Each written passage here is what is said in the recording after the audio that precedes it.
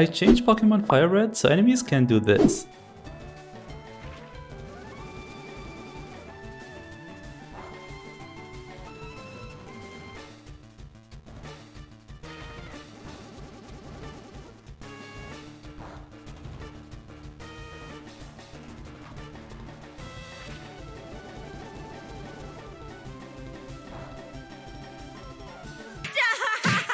He's already dead! Every enemy move now hits 2 to 5 times. Healing moves now heal multiple times.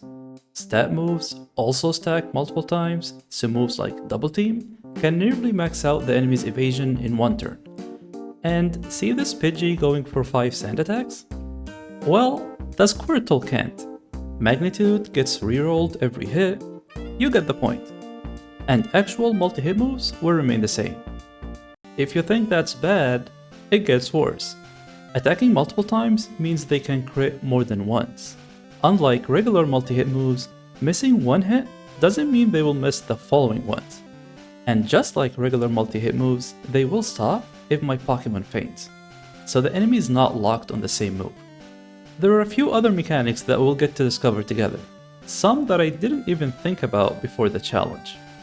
But hey, at least the enemy can still miss sometimes. So you're telling me there's a chance? I'm going to choose Squirtle as my starter, mostly because it makes the first gym easier, but I also don't want to give the rival a Charizard. We start by losing the first rival battle and immediately run into our first problem. How am I going to level up? I can barely win against a level 3 Pidgey.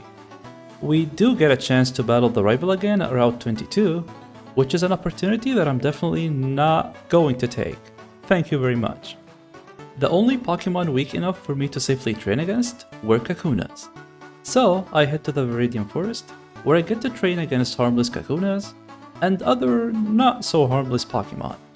Since I didn't pick Bulbasaur as my starter, I needed a way to beat Misty later. So I decided to catch a level 5 Pikachu. Ha! Found it!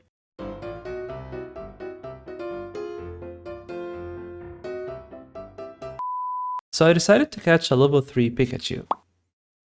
While leveling up in the Viridian Forest, I realized that Pikachu's ability Static can be really helpful in this challenge.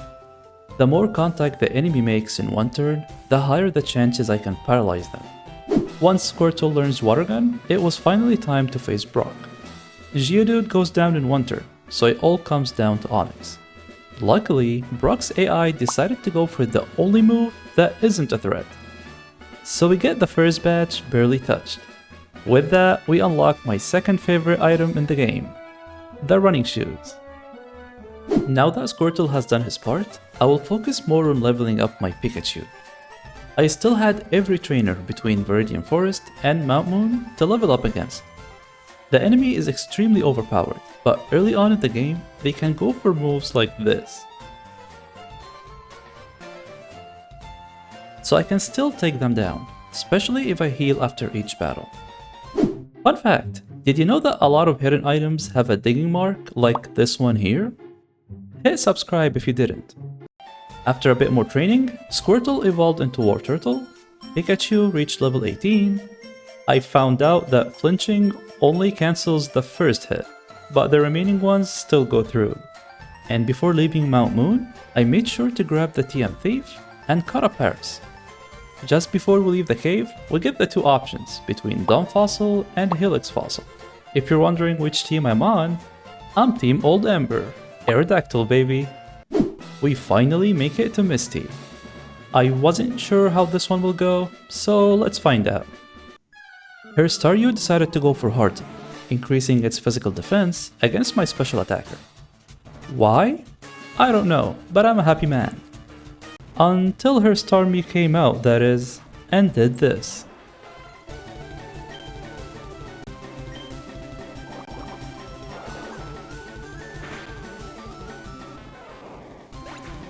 Unfortunately, Pikachu died in one hit, and because I don't outspeed her Starmie, I realized this battle is going to be way more difficult than I have anticipated.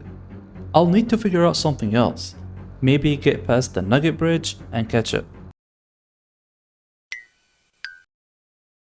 So yeah, we beat Misty first try thanks to my careful planning and strategic gameplay.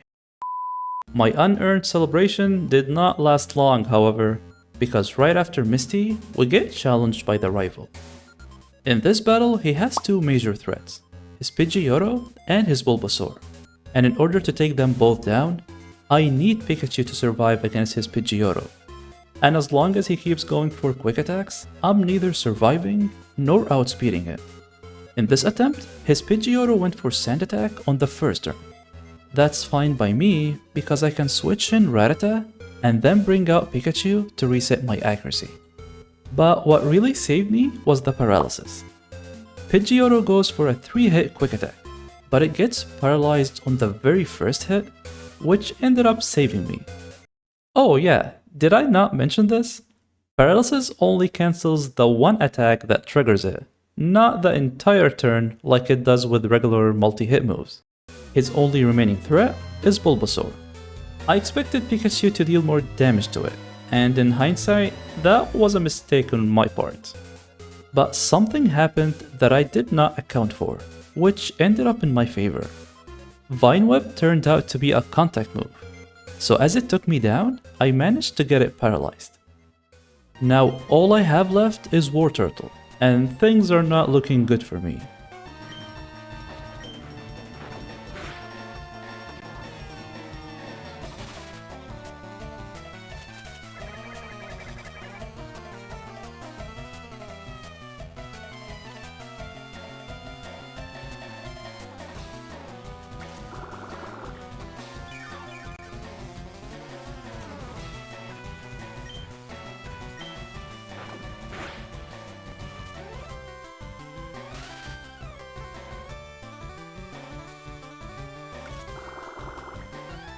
I got extremely lucky. Sleeping Powder only went twice. Bulbasaur got paralyzed the first time and missed the second one. If I was put to sleep there with Leech Seed active, or he decided to go for Vine Whip, there's no way I would have survived. Next, we have an exciting place to visit, the Diglett Cave. It's a perfect place to catch a high-level Dugtrio before Lieutenant Surge. I thought I went in the cave fully prepared with my new Super Repels, but I forgot to catch a flying Pokemon. Dugtrio has a harder time attacking if you have a flying type, which would have made catching it easier. With our newest addition, nothing was able to stop us. Not the trainers on the ship, nor the rival battle. We get the HM cut, and we're cruising. Get it? Because the cruise and... After finishing the SSN, we solved the worst puzzle this game has ever made, and went on to challenge Lieutenant Surge. A Voltorb, Pikachu, and a Raichu? Huh, this should be free. I was wrong. I was able to take down the Voltorb easily. The Pikachu, however, was unexpected. My only consistent damaging move with Dugtrio is Dig, and since I only do damage on the second turn, it gives Pikachu a chance to attack.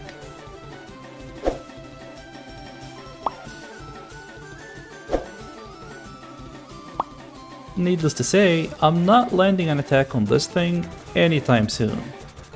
It's not even the damage it was dealing to me that I was worried about, but whether or not I'll be able to hit it at all. After one Super Potion and 6 missed attacks, I finally landed Dig with just 14 HP remaining. That took care of his Pikachu. Now let's repeat that all over again against his Raichu. Since Dugtrio was down to just 14 HP, I had two options. Either stay in and hope Raichu doesn't use Quick Attack, otherwise I would lose Dugtrio and probably the battle, or switch it out to heal. I decided to heal, and in doing that, I give Surge a chance to raise his evasion all over again. And this time, Raichu's Quick Attacks will hurt.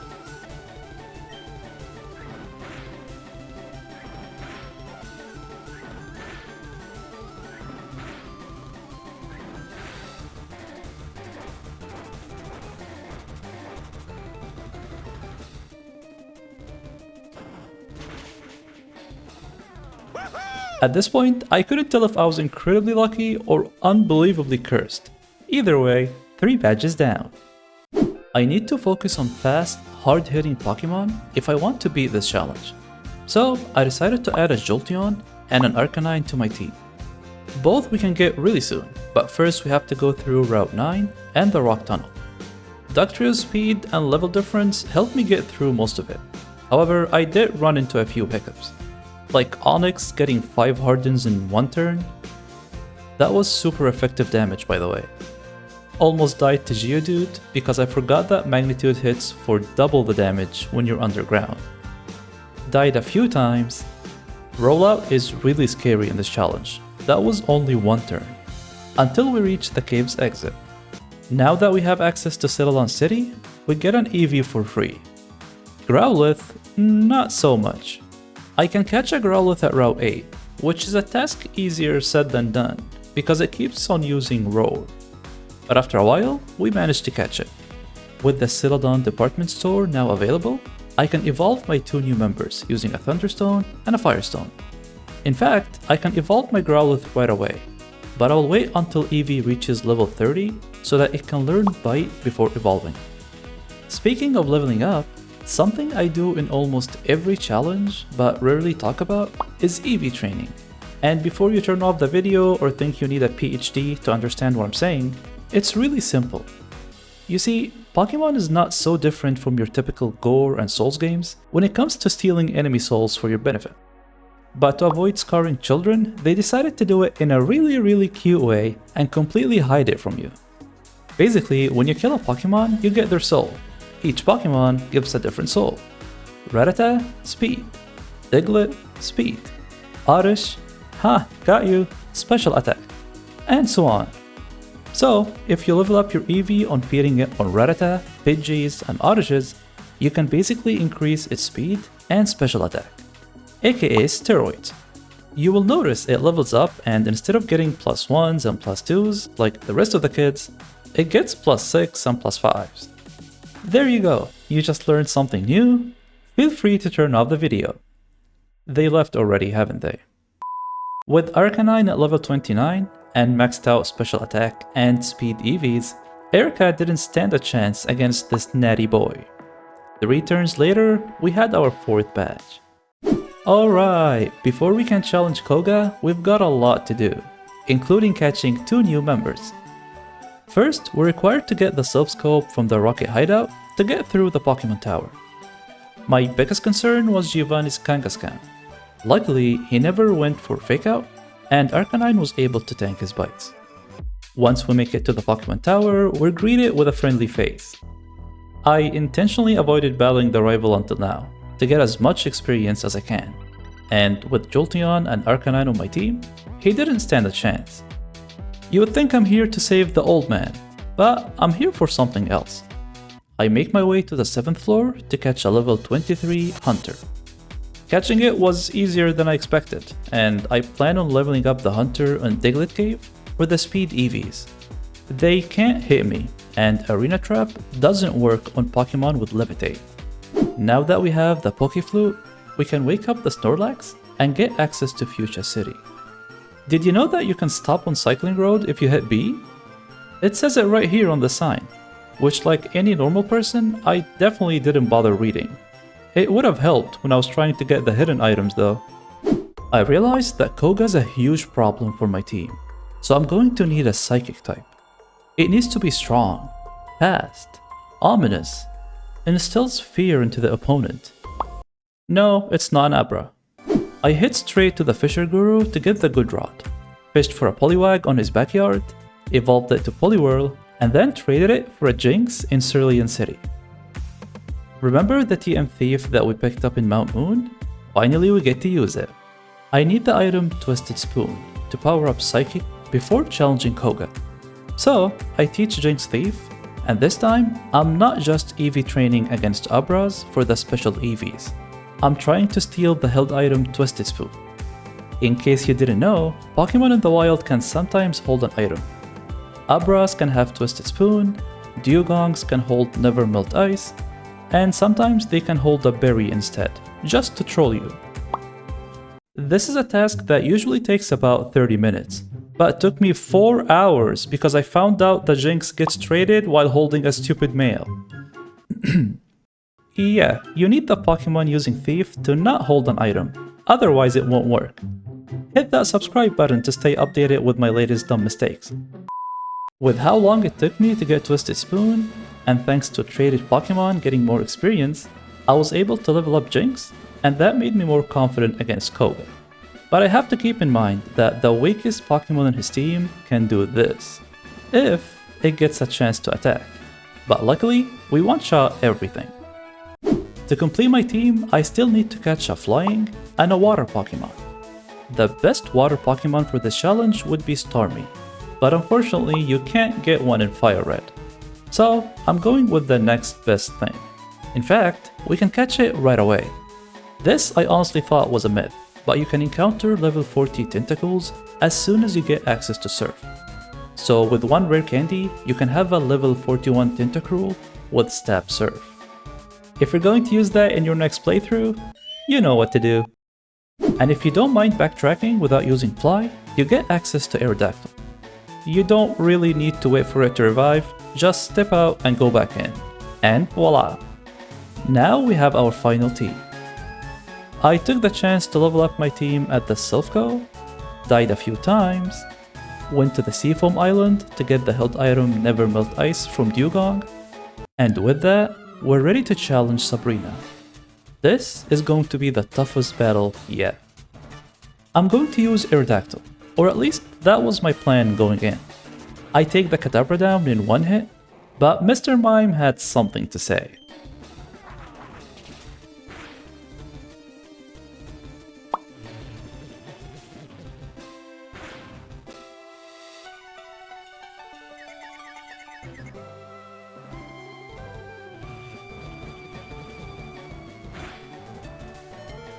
I guessed the next turn she's going to heal, so I switch out to my Arcanine, and the following turn I used Bite.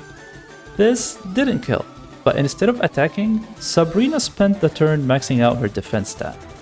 After I take down her Mr. Mime and Venomoth, which was sent out against Arcanine for some reason, Sabrina sends out her main threat, Alakazam.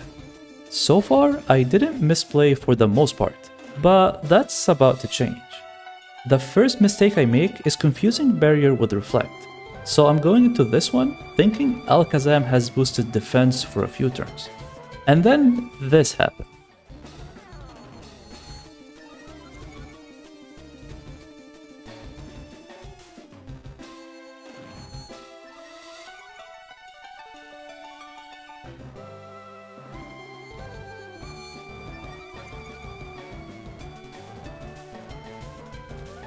Now starts the stampede of mistakes I made.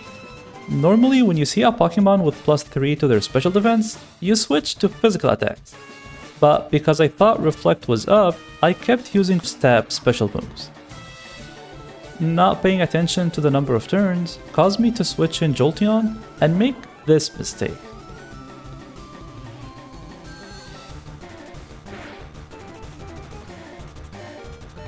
And lastly, I brought an under-leveled hunter to take down an Alakazam, who happens to have Recover by the way, and for all I know, I probably went first because of Quick Claw. Somehow, despite all these avoidable mistakes, we still beat Sabrina on the first try. Before moving forward and while getting ready for Blaine, I picked up 2 held items from the game corner, Mystic Water and Charcoal. By this point, I discovered a couple of interesting game mechanics. I realized that if the enemy attacks itself in confusion, it will also attack itself 2 to 5 times. Of course, that's super overpowered, so I won't be abusing it. And apparently, frozen enemy Pokemon only get frozen on the first hit, but attack normally afterwards. Totally intended behavior. Anyways, I gave Mystic Water to Tentacruel to boost its water attacks, and went on to challenge Blaine. If having 2 burglars as gym trainers doesn't scare you off, his level 47 Arcanine certainly will. Luckily, we've been leveling up our Tentacruel at the Pokemon Mansion, and maxing out special Eevees paid off, because every single one of Blaine's Pokemon fell to 1 Surf. That only leaves 1 gym leader remaining. No burglars this time, just a Mafia boss. Not sure what's up with these shady town gyms. Giovanni's battle was much easier than Sabrina's. Hunter took down his Rhyhorns and Duck Trio, while Jinx took care of Nidoqueen and Nidoking. I teach the TM Earthquake to Aerodactyl and defeat our rival one last time. In preparation for the Elite Four, I fought every trainer on Victory Road, and before exiting the cave, I taught Aerodactyl Double Edge, finally completing his moveset. Everything we've done so far has been building toward this moment. After using my last 8 rare candies, this is my team going into the Elite Four. Let's just say we're about to have some casualties. First up, Lorelei. If you couldn't guess, Jolteon is the best Pokemon on my team for her. For some reason, and this has been recurring throughout the challenge, the enemy AI puts zero thought into the order it sends out its Pokemon. She brings out Dewgong, Cloyster, then Slowbro, and just watches them all get one shot. I'm not complaining, things are going great. Until she brought out Lapras. For a second, I thought Citrus Berry would get it out of healing range, but I figured at red health that couldn't be the case. So I healed the confusion first. Here we try again.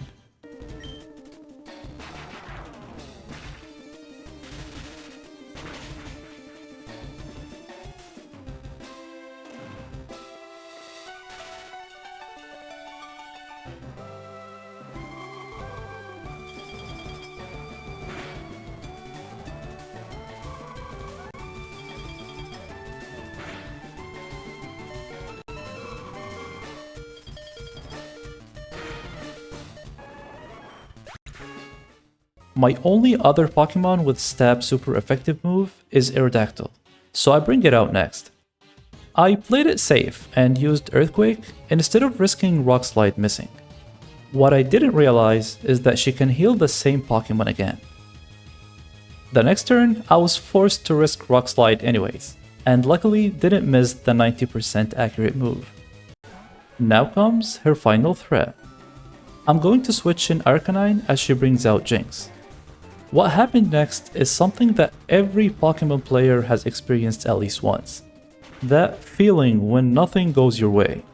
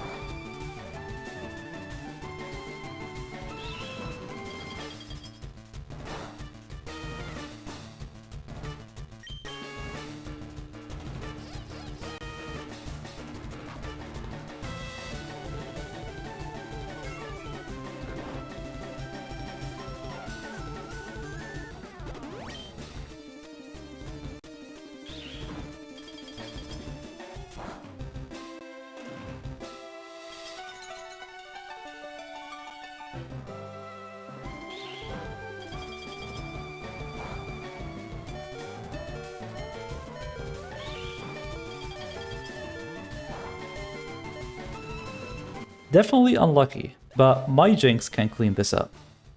One Elite Four member down. Next up is Bruno. This one was just too easy. Jinx swept almost his entire team.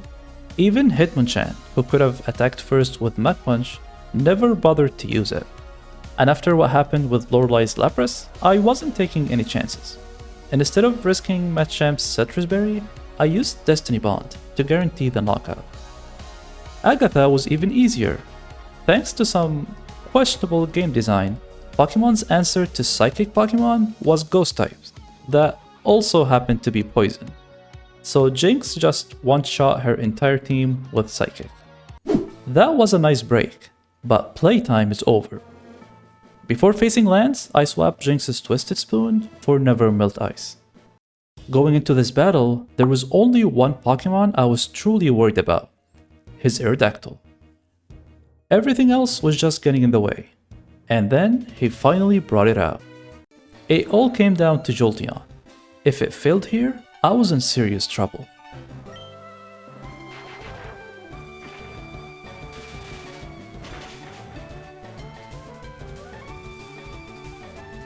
Once Aerodactyl went down, the battle was basically over.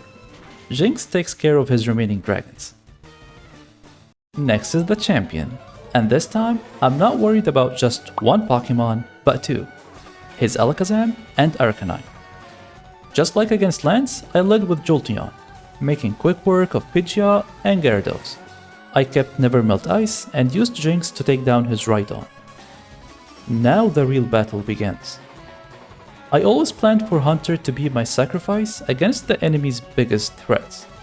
With max speed Eevees and Destiny Bond, it can take down most enemies with it, so I use it to take down his Alakazam. There was just one problem. After Destiny Bond, you have to choose your next Pokemon before knowing what the opponent is sending out. And I guessed wrong.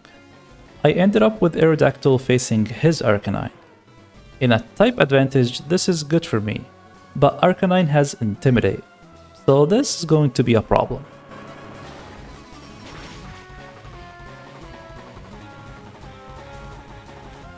Who cares about stat drops when you can just crit? And with that, we can take down the champion on the next turn, completing the challenge.